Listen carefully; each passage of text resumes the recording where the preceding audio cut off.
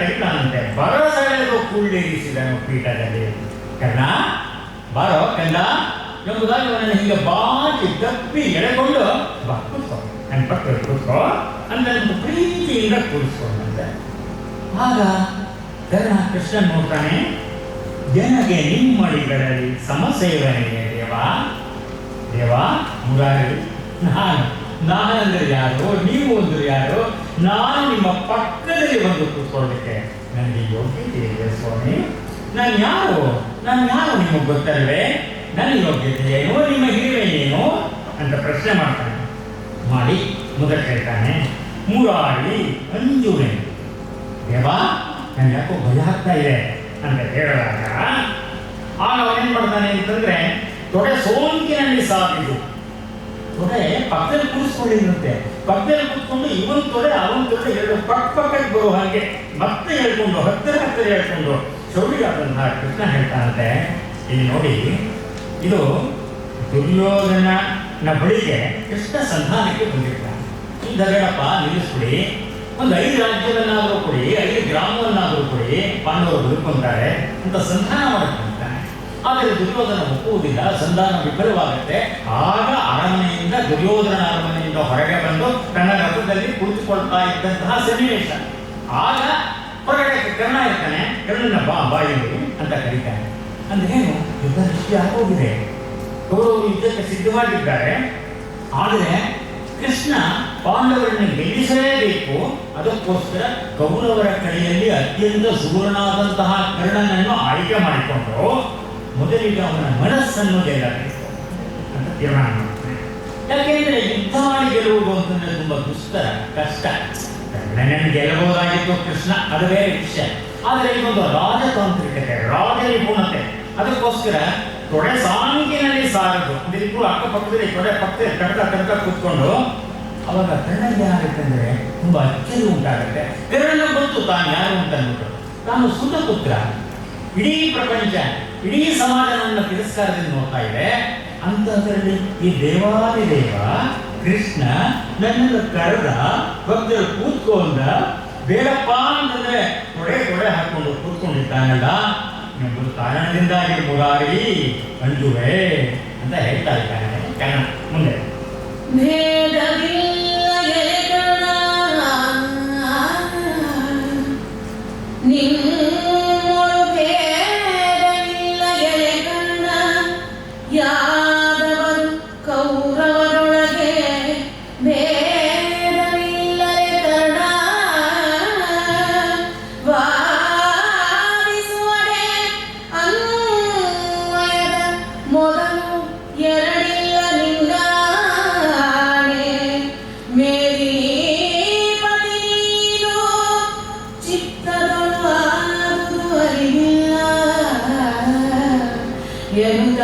ದಾನವಸೂದನನು ರವಿಸುತನ ಕಿಡಿಯಲಿ ಬಿತ್ತಿದನು ಭಯವ.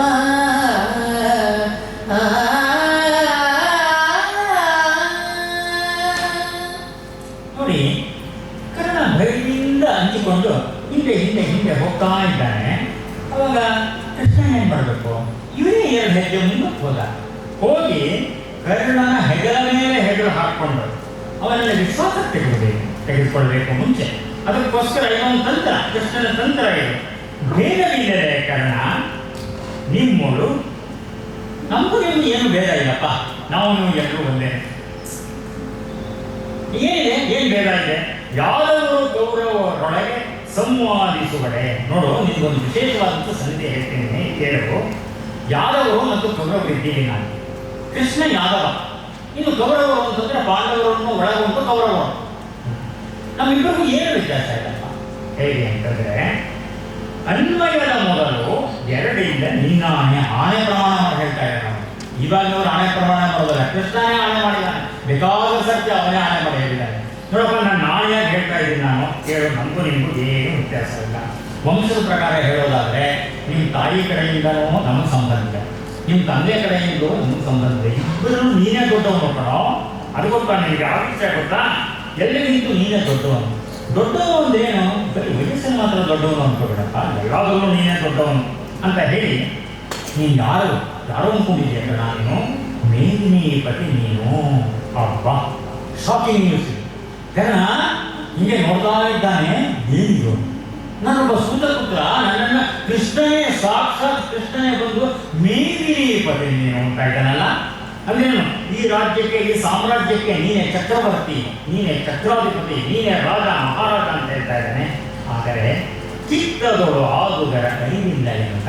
ಅಯ್ಯೋ ಕಂಡ, ನಿನಗೆ ಈ ವಿಷಯ ಗೊತ್ತಿಲ್ಲವಲ್ಲ, ನೀನೇ ದೊಡ್ಡವರಪ್ಪ ಎಲ್ಲರಿಗಿಂತ, ನಿನ್ಗೆ ಗೊತ್ತಾಗಲಿಲ್ಲ, ನೀನು ಹೃದಯಕ್ಕೂ ಕಟ್ಟಿಲ್ವಲ್ಲೋ ಅಂತ ಹೇಳ್ತಾನೆ. ದಾನವಸೂತನನ್ನು ರವಿಸುತನ ಕಿವಿಗೆ ಬಿತ್ತಿದನು ಭಯವ. ಹೀಗೆ ಹೇಳಿಬಿಟ್ಟು ಗುಪ್ತ ಹೇಳಿ, ಇನ್ನೂ ಏನು ಸತ್ಯ ಅಂತ ಗೊತ್ತಿಲ್ಲ ಅವನಿಗೆ. ನೀನು ಹಿರಿಯ ಹಿರಿಯ ಅಂತ ಇದ್ದಾನೆ, ಆದರೆ ಸಸ್ಪೆನ್ಸ್ ಗುಪ್ತ ಬಿಟ್ಟಿದ್ದಾನು. ಏನು ನಿಜವಾದ ಸತ್ಯ ಏನು ಅನ್ನೋದು ತಿಳ್ಕೊಳ್ಳುವಂಥ ಆಸೆನ ಅವನಲ್ಲಿ ಉಕ್ಕಿಸ್ತಾ ಇದ್ದಾನೆ. ಹೀಗೆ ಅವು ಏನು ಏನು ಅಂತ ಕೇಳಬೇಕಲ್ಲ ಅಂದ್ಬಿಟ್ಟು ಅವನ ಕಿವಿಯಲ್ಲಿ ಈ ಸತ್ಯದ ಭಯವನ್ನು ಬಿಟ್ಟಿದ್ದಾನೆ. ಮುಂದೆ ದಾನವಂತಕವಿಸಸು ವಂಶವಿಹೀನನು ನಿಮ್ಮಡಿಗಳೊಡನೆ ಸಮಾನಿಸುವರೇ ಸಾಕು ಎನ್ನುತ್ತ ರವಿಸೂರು ಕೈ ಮುಗಿಯ ಮಾನನಿಧಿ ಮಾನನಿಧಿ ನಿನ್ನಾನೆ ಮಾರೈ ನೀನು ನಮ್ಮೆಲ್ಲರ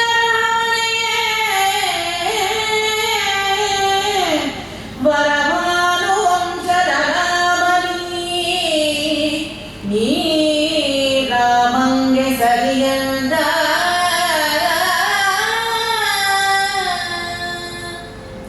ಹೇಳ್ತಾ ಇದ್ದಾನೆ. ದಾನವಂತಕ ಬೆಸಸು ಕೃಷ್ಣ, ಹೇಳಪ್ಪ, ಅದೇನು ಹೇಳಬೇಕು ಅಂತ ಹೇಳೋ, ಬೇಗ ಹೇಳೋ, ಅಪ್ಪಳ ಮಾಡೋ ನೀನು. ವಂಶವಿಹೀನ ವಂಶವಿಹೀನನ ನಿಮ್ಮ ಮಡಿಗಳೊಡನೆ ಸಮ್ಮಾನಿಸುವರೇ. ನನಗೆ ಯಾವುದು ಕುಲ ಗೊತ್ತರೆ ಯಾವುದೂ ಇಲ್ಲ. ನಾನು ನೀಚ ವಂಶದಲ್ಲಿ ಹುಟ್ಟುಕೋನು, ಯಾರೂ ನನಗೆ ಸಮಾನ ಇಲ್ಲಪ್ಪ. ಇಲ್ಲಿ ಏನೋ ದುರ್ಯೋಧನ ನನ್ನನ್ನು ಕರ್ಕೊಂಡ್ಬಂದು ಇಟ್ಕೊಂಡಿದ್ದಾನೆ ಅಷ್ಟೇ. ನನ್ನಂತವನ ನಿನ್ನ ಪಕ್ಕದಲ್ಲಿ ಕೂರಿಸ್ಕೊಂಡಿದ್ದೀಯಲ್ಲ ಏನ ಅಂತ ನಿಂತು ರಥದಿಂದ ಕೆಳಗೆ ಇಳಿಯಕ್ಕೆ ಅವನು ಪ್ರಯತ್ನ ಮಾಡೋದಂತ. ಆಗ ಕೃಷ್ಣ ಕೆಳಗನ್ನು ಉದ್ದೇಶಿಸಿ ಹೇಳ್ತಾನೆ, ನಿಂತ್ಕೊ, ನೀನು ಯಾರೋ ಅಂದ್ಕೊಂಡಿದ್ದೀಯಪ್ಪ, ನೀನು ಮಾನನಿಧಿ, ನೀನು ನಾಳೆ ಬಾರೈ. ಮತ್ತೊಂದು ನಾಳೆ ಹೇಳ್ತಾನೆ, ನೀನು ಮಾನನಿಧಿಯಪ್ಪ, ಅಂದರೆ ಸ್ವಾಭಿಮಾನದ ಗಡಿ ನೀನು ಹಿಡಿಯೋದೆ ಇಲ್ಲ. ನಿನ್ನ ಮೇಲೆ ಆಣೆ ಹಾಕ್ತಾ ಇದ್ದೀನಿ ನಾನು. ಬಾ, ಏನು ಚಿಂತೆ ಮಾಡಬೇಡ ನೀನು, ಬಾ ಬಾ, ನನ್ನ ಪಕ್ಕ ಕೂತ್ಕೊಳ್ಳಿ, ನನ್ನ ಪಕ್ಕದಲ್ಲೇ ಕೂತ್ಕೊ. ನೀನು ನಮ್ಮೆಲ್ಲರ ಹವಣಿ, ನೀನು ನಮ್ಮೆಲ್ಲರಿಗಿಂತೂ ಕೂಡ ಹಿರಿಯವನು ಅಂತ ಹೇಳಿ ಕೊನೆಗೆ ಅವನನ್ನ ನೋಡಿ ಯಾರಿಗೆ ಸಮ ಮಾಡ್ತಾ ಇದ್ದಾನೆ ಅಂದರೆ, ಭಾನುವಂಶ ಲರಾಮ, ನೀ ರಾಮನಿಗೆ ಸರಿ ಅಂತ. ನೀನು ಶ್ರೀರಾಮಚಂದ್ರನಿಗೆ ಸರಿ. ಇವನಿಗಂತೂ ಅಚ್ಚರಿಯ ಮೇಲೆ ಅಚ್ಚರಿ. ಯಾಕೆ ಇವಾಗ ನಡೀತಾ ಇರೋ ಕಾಲ ಯಾವುದು, ರಾಮನ ಕಾಲ ಯಾವುದು, ಕೃಷ್ಣನ ಕಾಲ ಯಾವುದು, ಒಂದೊಂದು ಯುಗನೇ ವ್ಯತ್ಯಾಸ ಆಗೋಗಿದೆ. ನನ್ನನ್ನು ರಾಮಚಂದ್ರನಿಗೆ ಸಮಾನ ಅಂತ ಇದ್ದಾನಲ್ಲ ಅಂತ ನಾನು ಯೋಚನೆ ಮಾಡ್ತಾ ಇದ್ರೆ ಅವನು ಹೇಳ್ತಾನೆ, ರಾಮ ಹುಟ್ಟದ್ದು ಸೂರ್ಯವಂಶದಲ್ಲೇ, ನಿಂಗೂ ಸೂರ್ಯವಂಶ, ಅದಕ್ಕೋಸ್ಕರ ನೀನು ಆ ಇಡೀ ಸೂರ್ಯವಂಶದ ಶ್ರೇಷ್ಠವಾದಂತಹ ಒಡವೆ ನೀನಪ್ಪ ಅಂತ ಇದನ್ನ ಉಬ್ಬಿಸ್ತಾ ಇದ್ದಾನೆ ಕೃಷ್ಣ. ಮುಂದೆ ಕಳೆದು ಕೊಂಡನು ಇಳೆಯವನು ಕರ್ಣ ಕೆಳಗೆ ಬರಸೆಳೆದು ಅವನ ಕರದೊಳು ಕರದಳವದಿಕ್ಕಿ ಕರ್ಣನ ಕೆಳಗೆ ಬರಸೆಳೆದು ಇಳೆಯವನು ಅಂಜುಳಿಯಲಿ ಆಟಂಗಿತ್ತು ಎಲೆದಿ ಬಾಕರತನಯ ಎಲೆ ಕರ್ಣ ದಿವಾಕರತನಯ ನಿನ್ನಯ ಕುಲವನ್ನು ಅರಿಯನಾದ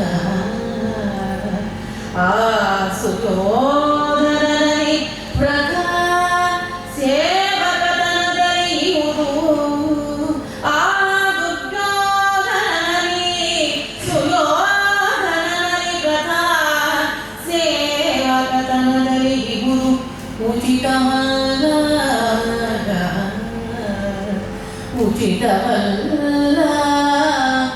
ಎಂದ. ವಿಳೆಯವನ್ನ ಕೊಡೋದು ಒಂದು ಸ್ನೇಹ ಬಾಂಧವ್ಯದ ಸಂಕೇತ. ಇವನು ವಿಳ್ಯದೆಲೆ ತೆಗಿತಾನಂತೆ. ವಿಳ್ಯದೆಲೆ ಅದಕ್ಕೆ ಎಲ್ಲನೂ ತೆಗೆದು ಬೊಕ್ಸೆಯಲ್ಲಿ ಇಟ್ಕೊಂಡು ಅದನ್ನ ಕರ್ಣನ ಕೊಟ್ಟ. ಕರ್ಣನ ಕೊಟ್ಟು ಅವನನ್ನ ಬರಸೆಳೆದು ಕರೆದವಳು ನನ್ನ ಕೈಯಿಂದ ಕೊಟ್ಟು ನೀನು ಕೊಡ್ತೀನಿ ಬಾ ಅಂತ ಹೇಳ್ಬಿಟ್ಟು ಅವನ ಬರಸೆಳೆದು ಅವನು ಹೇಳ್ತಾ ಇದ್ದಾನೆ. ಕರ್ಣದಲ್ಲಿ ಇಕ್ಕಿ ಎಲೆ ದಿವಾಕರ ತನಯ, ಇವನು ಸಂಬೋಧನೆ ಮಾಡ್ತಾ ಇರೋದೆಲ್ಲ ಸೂರ್ಯನಿಗೆ ಸಂಬಂಧಪಟ್ಟದ್ದೇ. ಎಲೆ ದಿವಾಕರ ತನಯ, ಎಲೆ ಸೂರ್ಯಪುತ್ರನೇ, ನಿನ್ನಯ ಕುಲವನ್ನು ಅರಿಯಲ್ಲ.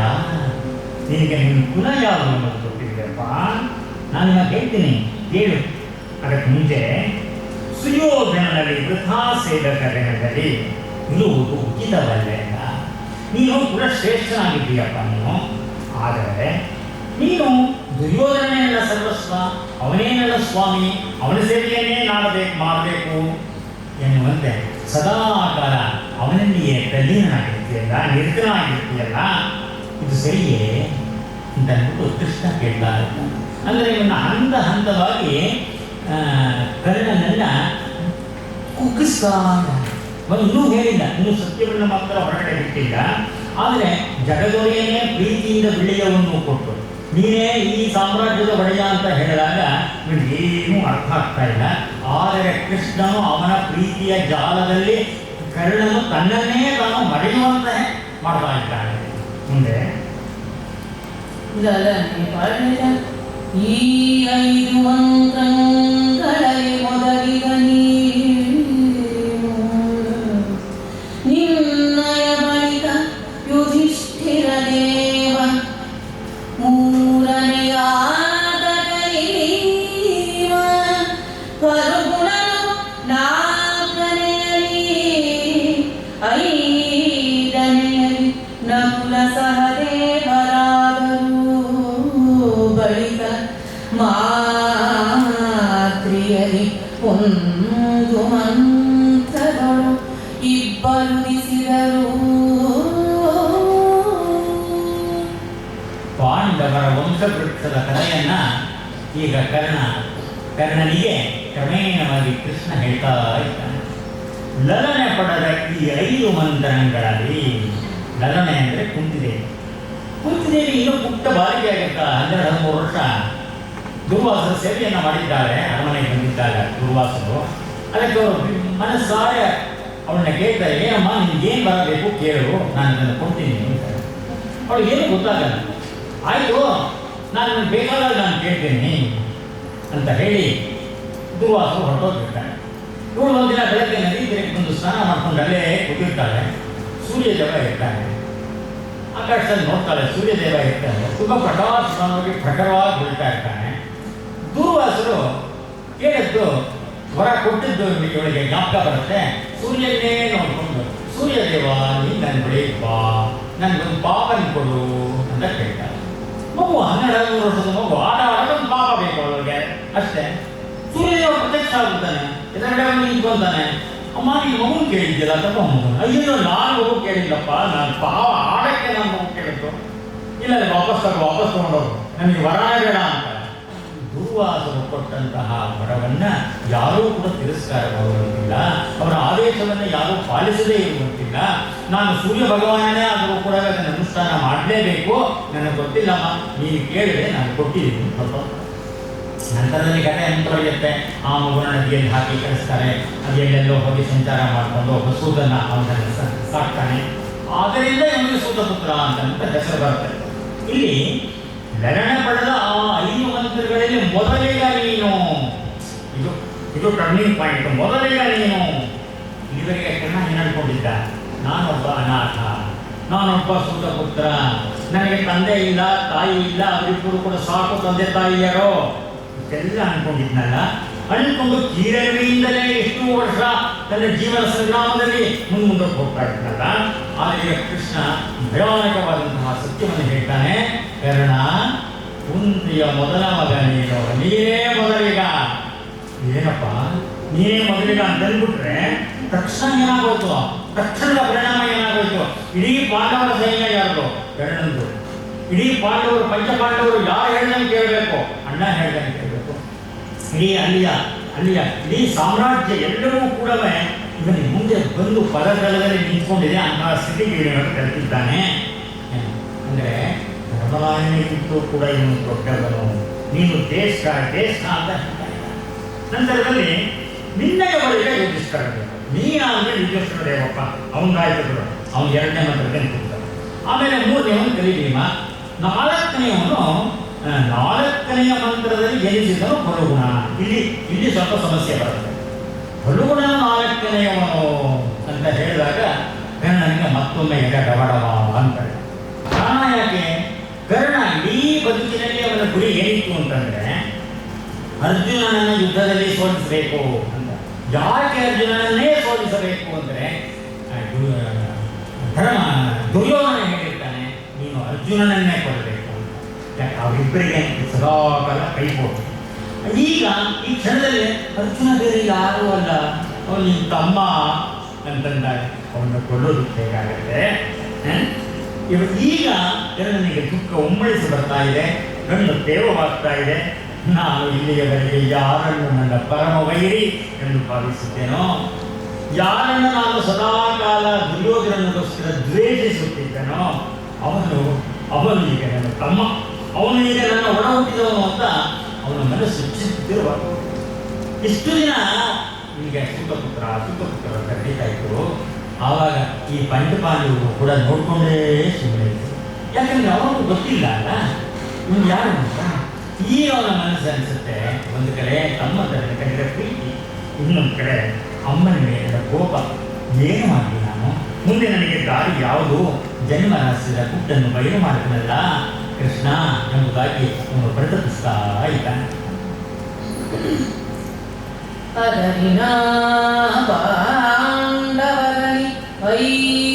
ಪಾಂಡವರಲ್ಲಿ ಮೊದಲಿರನು ನೀನಿರನು ಧರಣಿಯ ಕದನವಿತ್ತಂಡಕ್ಕೆ ಕಾಮಿತವಲ್ಲ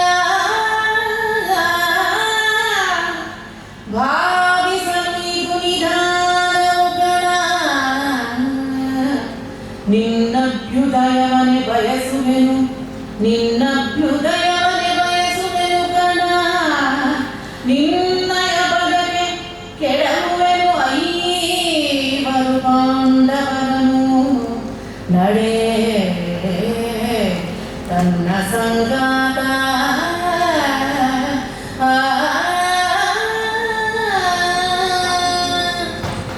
ಕರ್ಣನ ಮನಸ್ಸಿನಲ್ಲಿ ಈ ರೀತಿಯ ಆಲೋಚನೆಯ ಅಲೆಗಳು ಒಂದೊಂದಾಗಿ ಬರ್ತಾ ಇವೆ. ಅವನು ಯೋಚನೆ ಮಾಡ್ತಾ ಇದ್ದಾನೆ. ಇದೇ ಸಮಯ. ಅದಕ್ಕೋಸ್ಕರ ಕೃಷ್ಣ ಏನಂತಾನೆ, ನಿನ್ನ ಅಭ್ಯುದಯವನ ಬಯಸುವೆನು ನಾನು ನಿನಗೆ ಕೆಟ್ಟದ್ದು ಮಾಡಬೇಕು ಅಂತಿಲ್ಲಪ್ಪ. ನಾನು ನಿನ್ನ ಬರೀ ಸಲಹೆ ಮಾತ್ರ ಕೊಡ್ತಾ ಇದ್ದೇನೆ. ನೀನು ಏನು ಮಾಡಬೇಕು ಅನ್ನೋದು ನಾನು ಹೇಳ್ತೀನಿ ಕೇಳು. ನಿನ್ನ ಅಭ್ಯುದಯವನ್ನೇ ಬಯಸುವೆನು, ನಿನ್ನಯ ಪದಕ್ಕೆ ಕೆಡಹುವೆನು ಐವರನು ನಡೆ ನನ್ನ ಸಂಗಾತ. ಇನ್ನೇನು ನನ್ನೇ ನಿಂತ್ಕೊಂಡ್ಬಿಟ್ರೆ ವಾಪಸ್ ಹೊರಬಿಟ್ರೆ ದುರ್ಯೋಧನ ಅರಮನೆಗೆ ಬಾ ಬಾ ಬಾ ಬಾ ನಾನು ಗಟ್ಟಿನ ಬಾ ಬೇಗವಾ ನೀನು ಬಂದರೆ ಏನು ಮಾಡ್ತೀನಿ ಅಂತಂದರೆ ಆ ಐವರಿದ್ದಾರಲ್ಲ ಪಾಂಡವರನ್ನ ಅವರನ್ನ ನಿನ್ನ ಪದತಲಕ್ಕೆ ಕೆಡಹುವೆನು ಮಾಡ್ತೀನಿ. ಕಾರಣ ಏನು ಅಂತಂದರೆ ಪಾಂಡವರ ಐವರಲ್ಲಿ ಮೊದಲಿಗೆ ನೀನು ತಿರ್ಗ ಅದನ್ನೇ ನೀನು ಹಿರಿ ಮಗ ಅಜ್ಜನಿಗೆ ಹಕ್ಕು ಜಾಸ್ತಿ ಅಂತಂದ್ಬಿಟ್ಟು ನೀನು ಹಿರಿಯ ಮಗ ಅಂತ ಒಪ್ಕೊಂಡು ನೀನಲ್ಲಿ ಬಂದುಬಿಟ್ರೆ ಯುದ್ಧನೇ ಇಲ್ಲ, ಯುದ್ಧ ಮಾಡೋ ಹಾಗೆ ಇಲ್ಲ. ಯಾಕೆ? ದುರ್ಯೋಧನಿಗೆ ಬೇಕಾಗಿರೋದೇನು? ಧರ್ಮರಾಯನಿಗೆ ಒಪ್ಪಿಸಬಾರ್ದು ಅಂತ ಅರ್ಥ. ಆದರೆ ನೀನೇ ಇಲ್ಲಿಗೆ ಬಂದ್ಬಿಟ್ರೆ ನೀನೇ ಜಗಳ ಹೋಗ್ತೀಯ. ಅವಾಗ ಕೌರವರು ಪಾಂಡವರು ಇಲ್ಲವೇ ಜಗಳ ಆಡೋ ಹಾಗೆ ನೀನೇ ಬಾ ಬಾ ಬಾ ಹೇಳು ಅಂತಂದ್ಬಿಟ್ಟು ಕರೀತಾ ನಿನಗೆ ಹಸ್ತಿನಪುರದ ರಾಜ್ಯದ ಘನತೆಯನ್ನು ಮಾಡುವೆನು ನಿನಗೆ ಹಸ್ತಿನಪುರದ ರಾಜ್ಯದ ಘನತೆಯನ್ನು ಮಾಡುವೆನು ಕರ್ಣ ಪಾಂಡವ ಜನಪ ಕೌರವ ಜನಪರು ಓಲೈಸುವರು ಗದ್ದುಗೆಯ ನಿನಗೆ ಕಿಂಕರವು 2 ಸಂತತಿಯು ಎನಿಸಲೊಲ್ಲದೆ ನೀನು ದುರ್ಯೋಧನನ ಬಾಯಂಬುದರೆ ಕೈಯಾನುವರೆ ಕರ್ಣ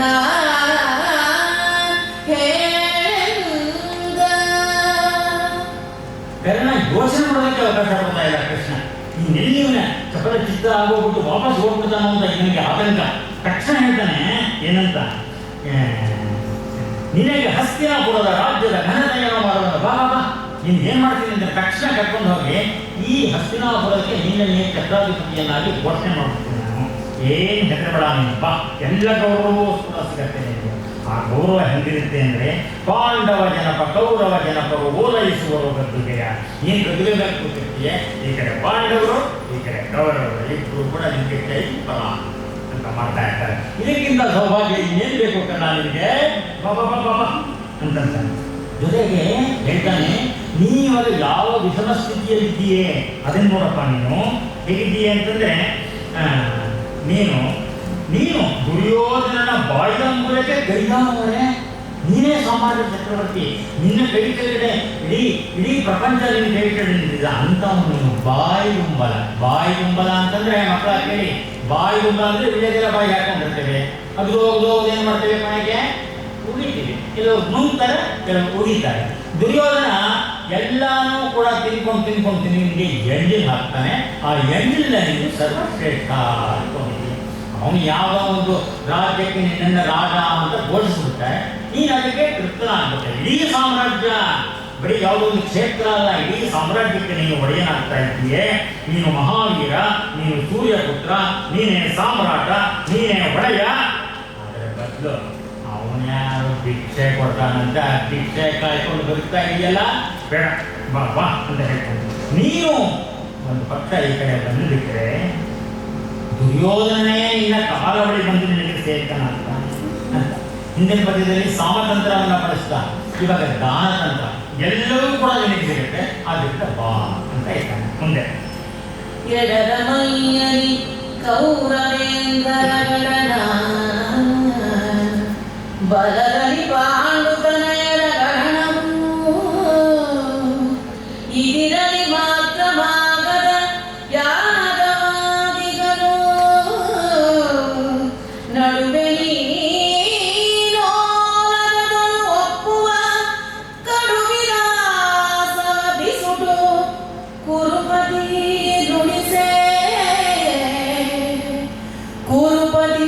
ನುಡಿಸೆ ಜಿಯ ಹಸಾರ ಎಂಬುದು ಕಷ್ಟ ನಿನಗೆ ಕರ್ಣ ಎಂದ ಮುರಾರಿ. ಬಹಳ ಚೆನ್ನಾಗಿ ವಚನ ಮಾಡಿದ್ದಾರೆ. ಮಧ್ಯದ ಪ್ರಶಂಸೆನೂ ಮಾಡ್ಬೇಕು ನೀನು, ತುಂಬಾ ಚೆನ್ನಾಗಿ ಹೇಳಿದ್ದಾರೆ ನೋಡಿ.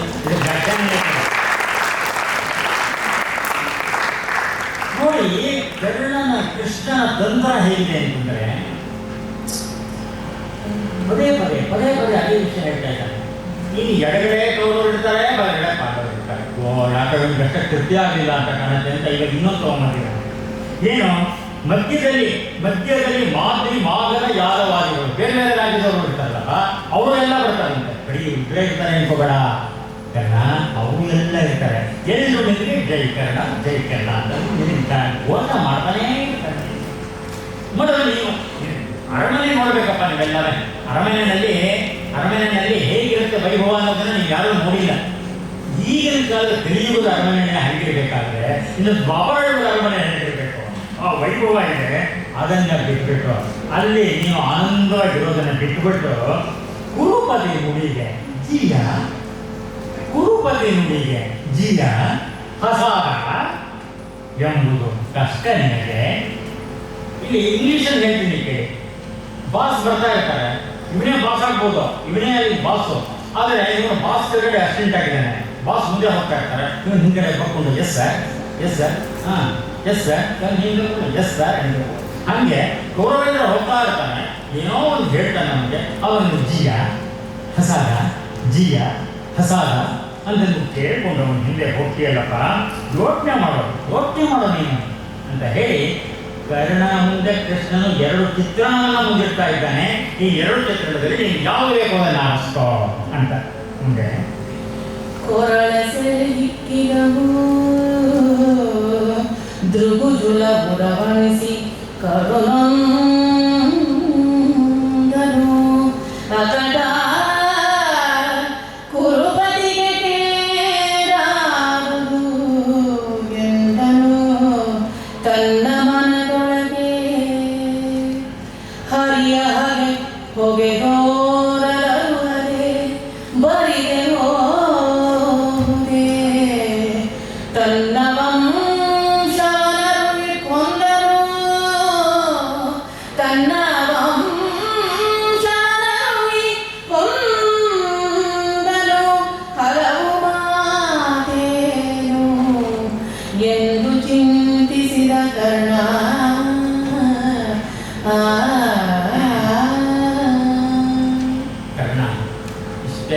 ಮಾತನಾಡ್ತಾ ಇದ್ರು ಕೂಡ ಕೃಷ್ಣ ಇಷ್ಟೊಂದು ಮಾತಾಡ್ತಾ ಇದ್ದಾನೆ, ಆದರೆ ಕರ್ಣ ಮೌನವಾಗಿದ್ದಾನೆ.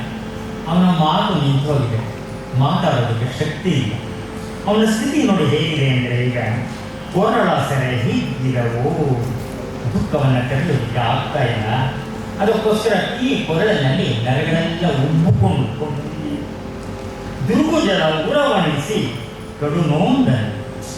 ಬಾಯಾಟೆ ಕಣ್ಣೀರು ಬಾಯಾಗಿ ಆಗ್ತಾ ಇದೆ, ಕಣ್ಣೀರು ಧಾರಧಾರಿಯಾಗಿ ಕೂಡ ಬರ್ತಾ ಇದೆ. ಇದನ್ನು ನೋಡಿ ಅವನು ತುಂಬ ನೊಂದ್ಕೊಂಡಿದ್ದಾನಂತೆ.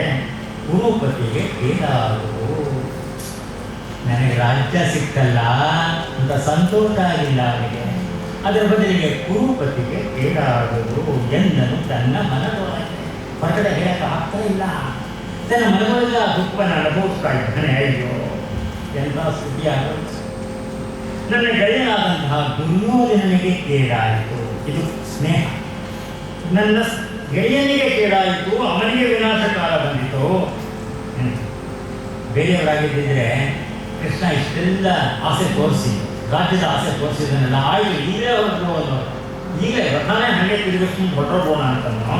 ಆದರೆ ಕರ್ಣ ತನ್ನ ಸಿಂಹಾಸನದ ಬಗ್ಗೆ ಯೋಚಿಸಲಿಲ್ಲ, ಬದಲಿಗೆ ತನ್ನ ಸ್ನೇಹಿತನಾದಂತಹ ದುರ್ಯೋಧನನಿಗೆ ಕೇಳಾಯ್ತಲ್ಲ.